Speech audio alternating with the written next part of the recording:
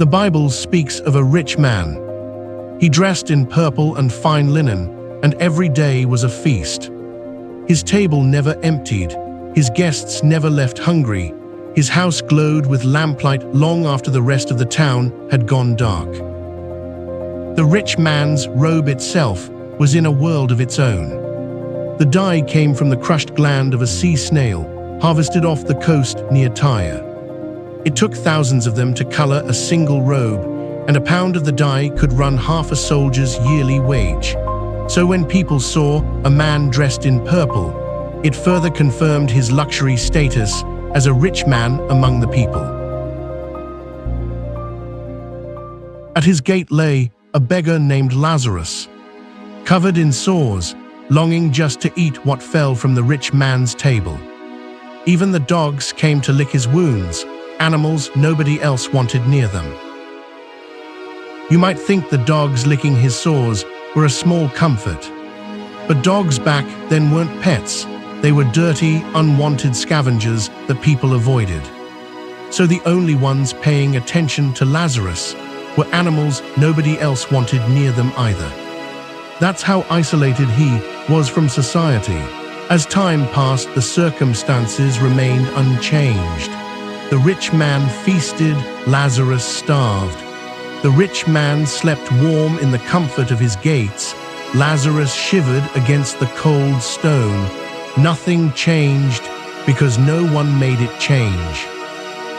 Picture the scene a little more precisely. That table the rich man feasts at isn't set with chairs. He's reclined on cushions, propped on one elbow in the style borrowed from Greek and Roman dining. And that gate Lazarus lies against wasn't just part of the house. Wealthy families built walled courtyards specifically to keep the street and everyone in it out. So this isn't just a poor man near a rich man's home. It's a man lying against the very wall built to shut him out of it. When Lazarus passes away, he was then carried by angels to Abraham's side. No procession, no mourners, just a quiet rising and rest at last. Lazarus was carried to Abraham's side, and that wasn't just a figure of speech. In Jewish tradition of that time, it was a real place, a place of honor and rest for the righteous dead, right next to Abraham himself. It wasn't a new idea. People already knew of it. So when Lazarus arrives there, it would have been instantly clear to everyone listening. He was finally at rest, right beside Abraham, the father of faith. The rich man also passes.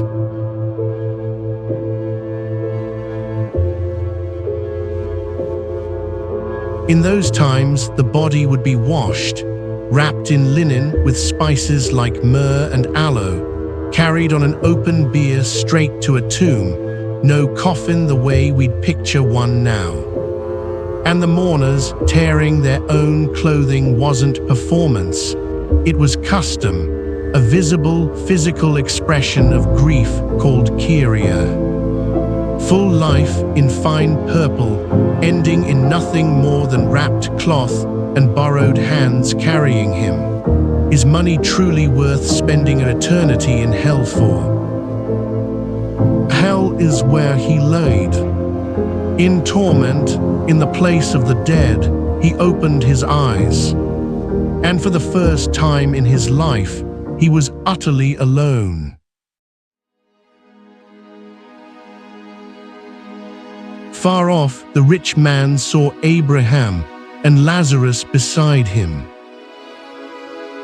The rich man called out, "Father Abraham, have mercy on me. Send Lazarus to dip the tip of his finger in water and cool my tongue. I am in agony in this fire." But Abraham said, "Child, remember that in your lifetime you received your good things, and Lazarus received bad things. Now he is comforted here, and you are in agony.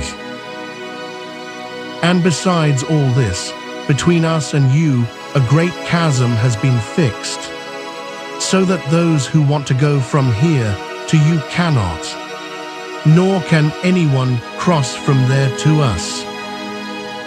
That chasm wasn't something new.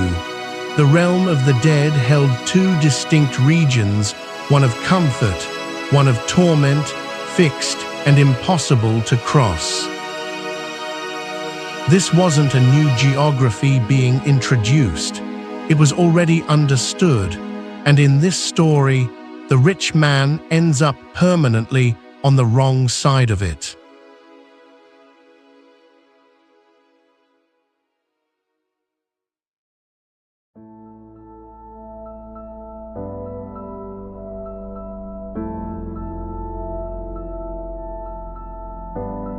Then I beg you, Father, the rich man said, send Lazarus to my father's house, for I have 5 brothers. Let him warn them, so they don't come to this place of torment too. Even in torment, the rich man still doesn't speak to Lazarus directly, not once. He asks Abraham to send him, as if Lazarus is still someone to be dispatched rather than spoken to. Even stripped of everything he once had, that old instinct hasn't left him. He still sees Lazarus as beneath him, someone whose only role is to serve first with water, now with a warning. The torment hasn't changed the way he sees people. It's only changed his circumstances. Abraham then responded to the rich man's request. They have Moses and the prophets, let them hear them. No, Father Abraham, the rich man said, but if someone from the dead goes to them, they will repent.